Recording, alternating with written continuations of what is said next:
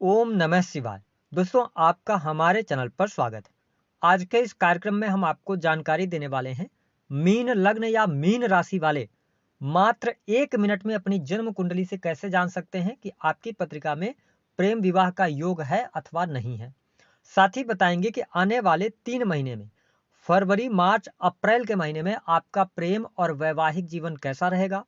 आपके कुछ प्रश्न भी लेंगे। क्या आपका प्रेम विवाह होने का योग बनता है? क्या आपका एक्स जो है वो वापस आएगा कि नहीं आएगा? और यदि आपके प्रेम जीवन और दाम्पत्य जीवन में समस्या चल रही है तो उसका समाधान क्या होगा?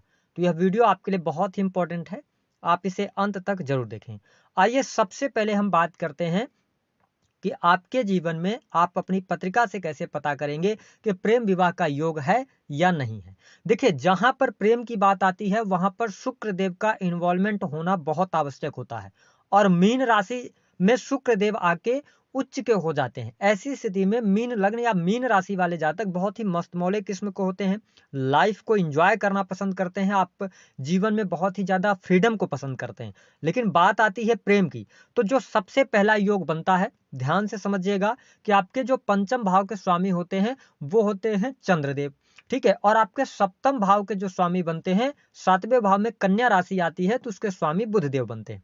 पहला योग यह बनता है कि यदि चंद्रमा आपका लगन में बैठा हुआ हो, ऐसी स्थिति में आपके जीवन में प्रेम आपको अवश्य होता है और साथ ही आपके पार्टनर के द्वारा भी कई बार प्रपोज करता हुआ भी आप देखेंगे। इसके साथ ही पंचम भाव में चंद्रमा होने की वजह से थोड़ा सा इसमें ये थोड़ा सा करेक्शन करना होता है कि चंद्रमा का जो राशि परिवर्तन है वो 2 से ढाई दिनों में राशि परिवर्तन कर लेते हैं। ऐसी स्थिति में इस योग के होने पर अन्य योगों को अगर देखा जाए तो प्रेम विवाह का योग बनता है। केवल आप इस योग को लेकर 100% श्योर नहीं हो सकते। ठीक है, दूसरा योग जिसमें आप 100% श्योर हो जाएंगे कि आपका प्रेम विवाह होगा अथवा नहीं होगा, वह योग है नंबर दूसरे का कि यदि आपके पंचम भाव के स्वामी सप्तम भाव में आ जाएं और सप्तम भाव के स्वामी पंचम भाव में आ जाएं। जैसे कि एग्जाम्पल से समझिए कि आपके 5वें भाव के स्वामी हैं चंद्रमा, वो सप्तम भाव में विराजमान हो जाएं और बुध देव आपके पंचम भाव में आ जाएं।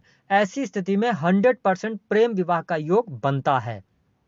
तीसरी स्थिति कि यदि आपके पंचम और सप्तम भाव के स्वामी जो कि बुध बनते हैं, दोनों की युति हो जाए, यानी चंद्र बुध की युति यदि आपकी जन्म पत्रिका के 12 भावों में से किसी भी भाव में एक भाव में बन गया तो समझ लीजिए ये प्रेम विवाह का बड़ा इंडिकेशन होता है। साथ ही चंद्र और बुध अगर आमने सामने भी बैठे हों, दृष्टि डाल रहे हो एक दूसरे पर, तो भी प्रेम विवाह के योग बनते हैं। बात कर लेते हैं तीसरे योग के बारे में कि यदि आपके बाई बर्थ जन्म कुंडली में लगन में केतु देव विराजमान हो और 7वें भाव में राहु विराजमान हो, ऐसी स्थिति में भी आपके प्रेम विवाह होने के योग 100% बनते हैं। लेकिन इसमें एक चीज ये देखी गई है कि यदि शुक्र मंगल के साथ हो जाए या शुक्र राहु के साथ आपकी पत्रिका में किसी भी प्रकार से युति कर लें, है ना, या एक दूसरे को देख लें, तो ऐसी स्थिति में इंटरकास्ट प्रेम विवाह भी देखा गया है। ये चीजें देखने को मिलती हैं। अगली बात करते हैं कि अगला कौन सा योग है। यदि आपके पंचम भाव में राहु देव विराजमान हो, ऐसी स्थिति में व्यक्ति बिना प्रेम के रह ही नहीं सकता।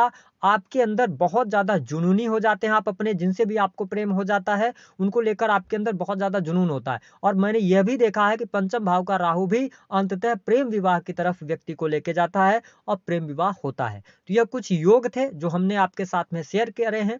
बहुत सारे योग हैं लेकिन वीडियो लंबी हो जाएगी। अब आइए हम बात करते हैं कि आपके लिए इन 3 महीनों में प्रेम और वैवाहिक जीवन कैसा रहेगा। देखिए, आपके लगन में राहु देव विराजमान रहेंगे और गुरुदेव बृहस्पति जो कि आपके राशि के स्वामी हैं, सेकंड हाउस में गोचर करेंगे। वर्तमान समय में शनि की 7.5 का प्राथमिक चरण आपके जीवन में चल रहा है क्योंकि शनिदेव आपके 12वें भाव में गोचर कर रहे हैं, वही केतु देव आपके 7वें भाव में विराजमान है। हम बात करें यदि प्रेम की, तो आपके लिए जो फरवरी का महीना है यह प्रेम के लिहाज से बहुत ही शानदार आपके लिए रहने वाला है। प्रेमी प्रेमिकाओं के बीच में संबंध अच्छे रहेंगे, अनुकूलता आपको देखने को मिलेगी और आप यकीनन फरवरी के महीने में अपने पार्टनर के द्वारा कोई गुड न्यूज आपको सुनने को मिल सकती है। उनके करियर को लेकर कोई सफलता या उनके करियर में कुछ अच्छा होने जा रहा है, ये चीज आपको देखने को मिलेगी। हालांकि अगर हम मार्च के महीने की बात करें तो मार्च का भी महीना आपके लिए बहुत ही शानदार रहेगा प्रेम के लिहाज से। 10 मार्च से लेकर 15 मार्च तक थोड़ा सा उठा पटक की स्थिति बनेगी। जहां पर वाद विवाद लड़ाई झगड़े हो सकते हैं, लेकिन कम्युनिकेशन के माध्यम से आप चीजों को सुलझा भी सकते हैं। और उसके बाद 15 मार्च के बाद का जो टाइम फ्रेम होगा वह आपके प्रेम जीवन के लिहाज से अच्छा रहने वाला है। किसी भी प्रकार की समस्या आपको प्रेम में देखने को नहीं मिलेगी। अप्रैल के महीने की यदि हम बात करें तो अप्रैल का महीना 3 अप्रैल से लेकर 10 अप्रैल का टाइम होगा, जहां पर ब्रेकअप होने की संभावनाएं बनती हैं। आप इस दौरान थोड़ा सा सतर्क रहिएगा, सचेत रहिएगा। किसी थर्ड पर्सन के इन्वॉल्वमेंट के कारण या सोशल सर्कल के कारण आप दोनों के बीच में वाद विवाद हो सकते हैं, लेकिन उसके बाद का समय आपके लिए बहुत ही अच्छा रहने वाला है। तो ये 3 महीने मीन लग्न या मीन राशि वालों के लिए प्रेम संबंधों के लिहाज से बहुत ही अच्छा है। जो लोग सिंगल हैं, क्या उनके जीवन में किसी नए व्यक्ति की एंट्री होती हुई नजर आएगी? वो टाइम फ्रेम जो होगा वह होगा आपके लिए 31 मार्च से लेकर 25 अप्रैल का टाइम पीरियड, जहां पर आपके व्यक्तित्व में निखार आएगा, आपको प्रपोजल्स मिल सकते हैं, आप नए प्रेम संबंधों की तरफ भी आगे बढ़ सकते हैं। क्या आपके लिए प्रेम विवाह के कोई योग बनते हैं? मीन लग्न या मीन राशि वालों के लिए अभी प्रेम विवाह के कोई योग नहीं बन रहे हैं। आपके लिए 1 मई के बाद योग शुरू होंगे, चाहे वह विवाह से रिलेटेड हो, चाहे वह प्रेम विवाह से रिलेटेड हो। तो 1 मई के बाद ही, क्योंकि आपके जब राशि के स्वामी गोचर करेंगे आपके थर्ड हाउस में 1 मई को, तब से परिस्थितियां बनेंगी। हालांकि लगन में राहु होते हैं तो मैंने राहु को भी विवाह करवाते हुए देखा है, लेकिन आपके लिए यही सजेशन रहेगा कि आप शनि के साढ़े साथी के प्रथम चरण में चल रहे हैं और राहु आपके लगन में चल रहे हैं, तो आपको 1 मई से पहले विवाह करना भी नहीं चाहिए। इन चीजों को आप मैनेज करके चलेंगे तो बेहतर रहेगा।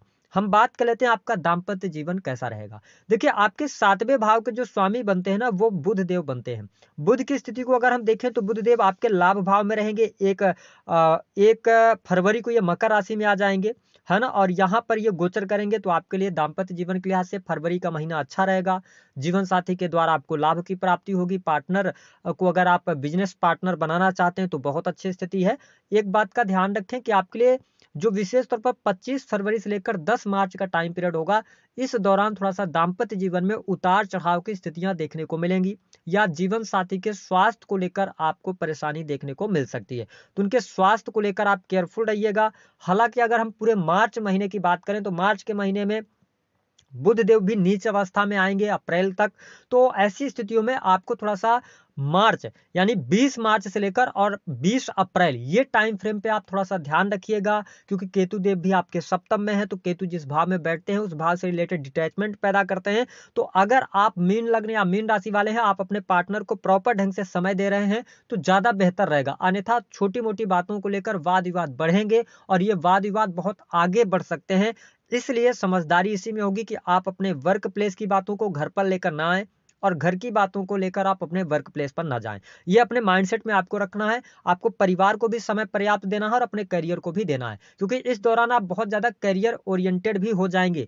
करियर में सफलता प्राप्ति के लिए आप अपने पार्टनर को पर्याप्त समय नहीं दे पाएंगे, जिसके कारण थोड़ी सी मिसअंडरस्टैंडिंग होगी। हालांकि मैं आपको बता दूं कि यदि आप मीन लग्न या मीन राशि वाले हैं, सप्तम भाव की स्थिति खराब है आपकी पत्रिका में, या सप्तमेश किसी भी प्रकार से अस्त हो गए हैं, ऐसी स्थिति में आपको कोई रास्ता नजर नहीं आ रहा, तो आप गोचर के आधार पर मैं आपको स्पष्ट कर दूं कि अप्रैल तक छोटी मोटी परेशानियां हैं, लेकिन अप्रैल के बाद आपके लिए परिस्थितियां बहुत बेटर हो जाएंगी। आपके दाम्पत्य जीवन में अनुकूलता भी देखने को मिलेगी। अगर आप कोई बड़ा डिसीजन लेना चाह रहे हैं अपने दाम्पत्य जीवन को लेकर, वैवाहिक जीवन को लेकर, तो आप डिसीजन को पेंडिंग रख सकते हैं, अपने करियर पर फोकस कर सकते हैं। आप 1 मई के बाद चीजों को आगे बढ़ाने का प्रयास करें। अब हम बात कर लेते हैं कि यदि आपके लिए विवाह होने का क्या योग बनता है, तो मैंने बता दिया 1 मई के बाद विवाह होने के आपके लिए योग बनेंगे। अब बात कर लेते हैं कि आपकी यदि प्रेम जीवन में समस्या है या दाम्पत्य जीवन में समस्या है तो आपको क्या उपाय करना चाहिए। देखिए, पंचम भाव के स्वामी है चंद्रदेव और मीन राशि वाले बहुत ही भावुक और इमोशनल होते हैं। ठीक है, तो आप यदि प्रेम में सफलता चाहते हैं तो आप भावुकता में आकर प्रेम का निर्णय कभी ना लें, है ना। दूसरी बात यह है कि अगर आपका चंद्रमा वीक है तो चंद्रमा को बेहतर बनाने के लिए भगवान शिव की आराधना करना, इससे बेहतर कोई उपाय नहीं है चंद्रमा को बेस्ट करने का। दूसरी स्थिति की यदि आपके दाम्पत्य जीवन में परेशानियां ज्यादा चल रही हैं तो आपको भगवान गणेश की आराधना करनी चाहिए। प्रत्येक बुधवार नियमित तौर पर आप 7 बुधवार गणेश भगवान जी को आप दुर्वा चढ़ाएं, और जो मूंग की दाल होती है ना, हरे मूंग की दाल, उसको आप उनको भोग के तौर पर लगा सकते हैं। ऐसा करने से आपके जीवन में दाम्पत्य जीवन और प्रेम जीवन की समस्या अवश्य समाप्त होगी। तो दी गई जानकारी पसंद आई है तो वीडियो को लाइक कर दें, चैनल को सब्सक्राइब कर दें और जितना हो सके वीडियो को शेयर करना।